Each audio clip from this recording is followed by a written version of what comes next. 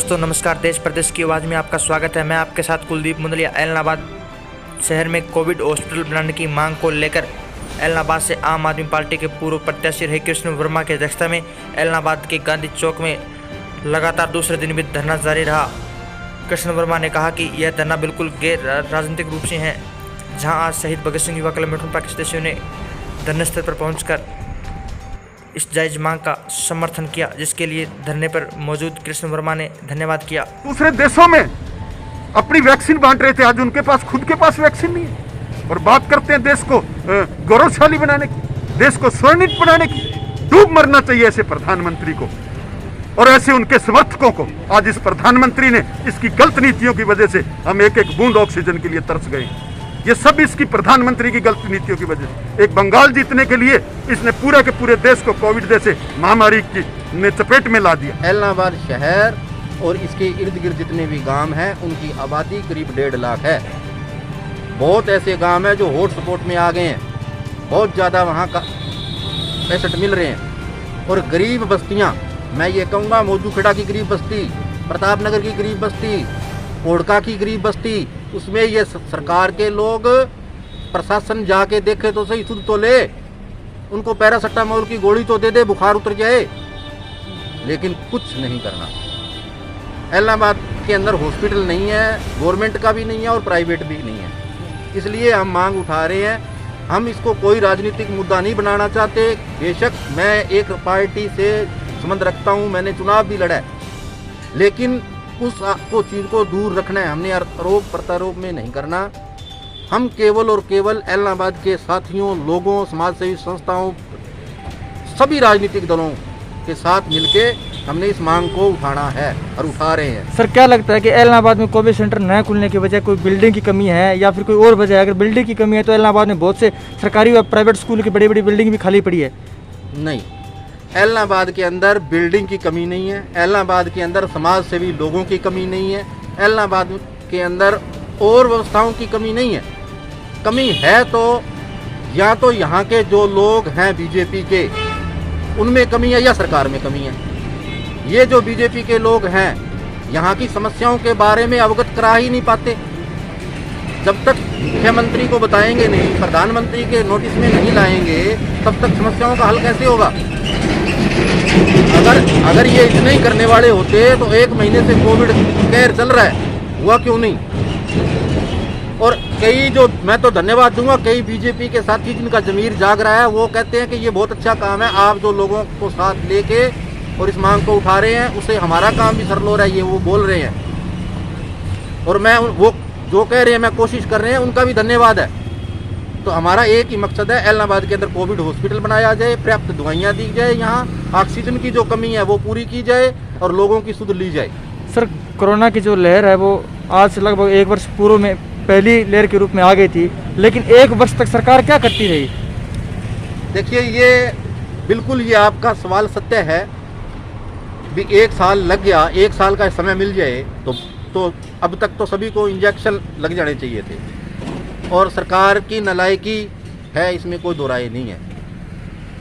लेकिन वो मुद्दा अलग आरोप प्रत्यारोप का है, वो पार्टी के मंच पर हम कहीं उठाएंगे, लेकिन ये मुद्दा वो नहीं है। ये मुद्दा केवल और केवल ऐलनाबाद में कोविड हॉस्पिटल बनाने का है और ये ऐलनाबाद के लोगों की मांग है। और कुछ लोग जो ये कह रहे हैं कि यह धरना खत्म कर दे, तो मैं उनको कहना चाहता हूँ, प्लीज धरना नहीं खत्म करने देते लोग। अगर हम धरने से उठ जाएंगे तो लोग हमारे पीछे आ जाएंगे, क्योंकि यहाँ के लोगों ने जो सपोर्ट किया है और जो कहा है उसी के आधार पर हम धरना दे रहे हैं।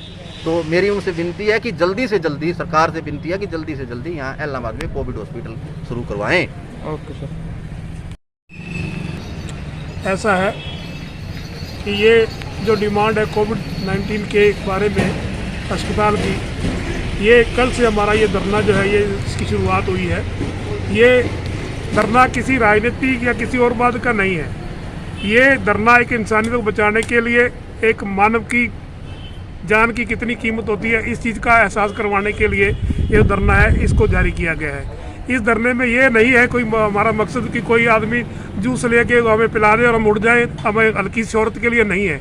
इंसानियत के लिए है। जिस दिन कोई भी कोविड का सेंटर, कोई भी अस्पताल यहाँ बन जाएगा जिसमें प्रॉपर डॉक्टर, नर्सें, दवाई, वेंटिलेटर वगैरह सारा आ जाएगा और वैक्सीन वगैरह का प्रॉपर प्रबंध हो जाएगा। उस दिन ये जो धरना है, ये खुद यहाँ से जितने हमारे साथी हैं उठ के उस धरने के बाद, वहाँ जाने के बाद उसका स्वागत करेंगे और उसमें जो हमारी सभाएं बन पाएंगी उसमें भी हम उनका साथ देंगे। तो शासन को, प्रशासन को इस चीज़ का जो है एहसास होना चाहिए कि अगर इंसानियत बचेगी, अगर मानव बचेगा तो राजनीति रहेगी, ये सारी बातें रहेंगी। आज जो महामारी है, इसमें महामारी ने किसी को भेदभाव नहीं करना कि ये फलां पार्टी का नहीं है, पक्ष का है या विपक्ष का है। महामारी की गिरफ्त में जो आ गया उसको इलाज चाहिए और इलाज के लिए अस्पताल चाहिए।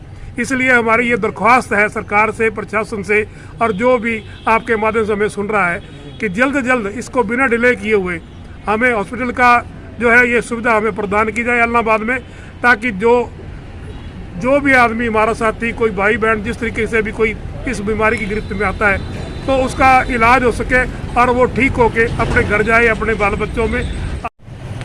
ये सरकार की विफलता ही तो है, प्रशासन और सरकार की वजह से तो ये सब।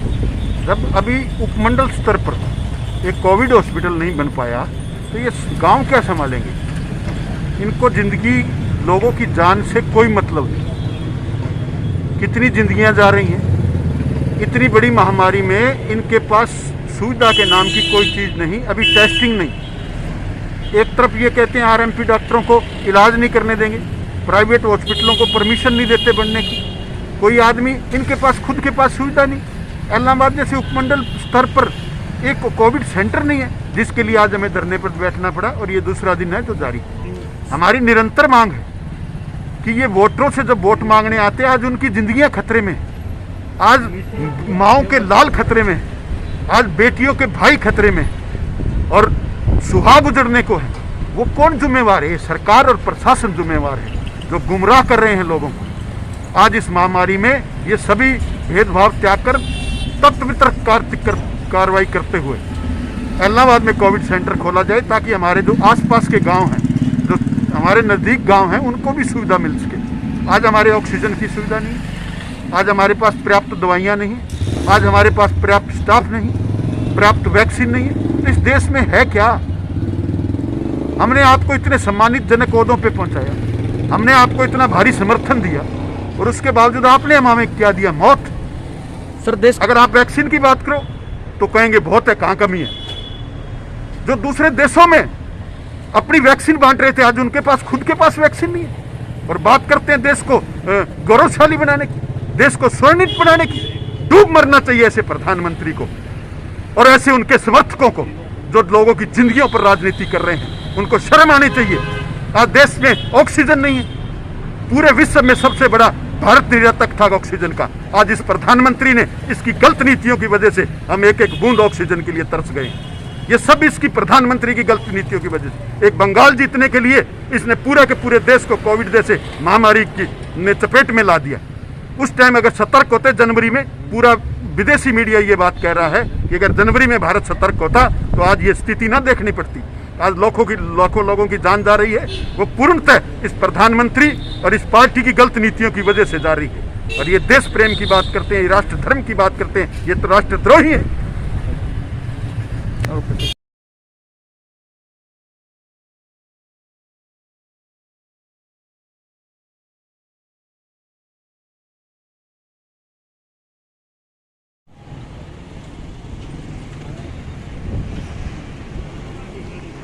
दोस्तों, यदि ये वीडियो आपको अच्छी लगी हो तो कृपया वीडियो को लाइक, शेयर व चैनल को सब्सक्राइब जरूर करें, ताकि हर प्रकार की ताज़ा अपडेट आपको सबसे पहले इस चैनल के माध्यम से मिल सके, तथा आपके अपने बहुमूल्य कमेंट के माध्यम से हमें अच्छे गुणवत्तापूर्वक सुझाव भी दें।